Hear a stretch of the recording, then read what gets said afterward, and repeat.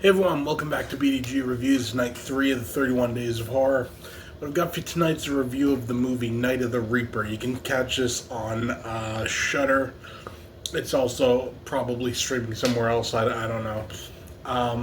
I'm sure you're going to get a physical release of it because kind of deserves it. So, this movie's a slasher flick set in the 1980s. You have this...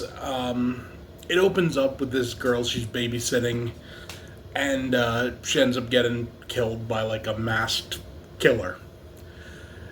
Sometime later, this other girl comes home from college, and there's something definitely up with her family. They're not, they've lost someone. It doesn't really show you who. You're left to guess.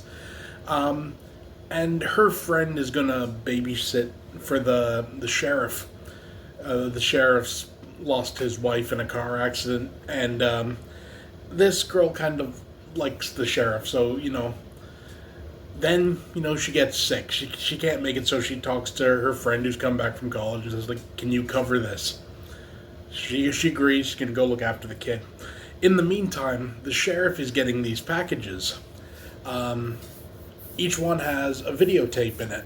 Well, the first one has a garage door opener, and it very quickly becomes evident this is the garage door opener of the house that the movie opened in, where the girl got killed, and this was how the killer got in. He starts getting these tapes called Night of the Reaper, and they show someone in a mask murdering people.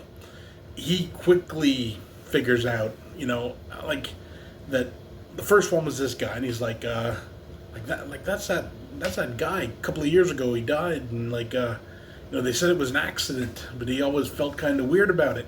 So he starts investigating from that angle. In the meantime, as you can probably guess, just from the setup so far, our main girl at the sheriff's house ends up being stalked by this killer. I'm going to leave it there. The plot sounds very generic. It sounds like your basic, Halloween clone, When a Stranger Calls clone.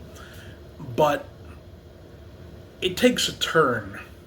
It takes a turn near the end, and the end, I'm not going to spoil it for you if you haven't seen it, but this particular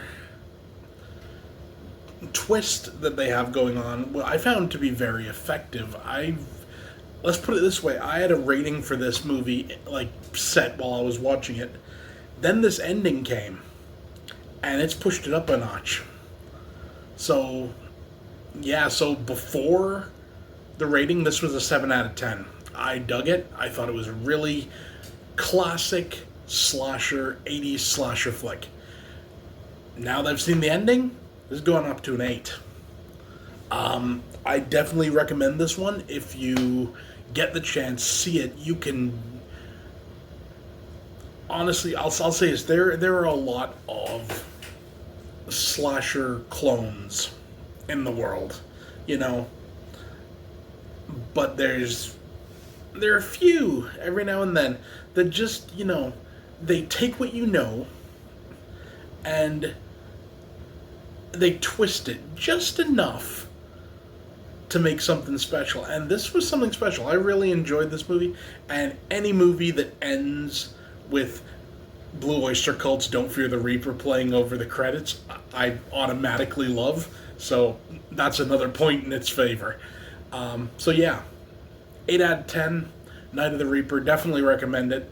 This is one, like I said, I'm sure this will get a physical release at some point, and this is one I will probably try to go out of my way to get. So yeah, that's it for me. See you next time.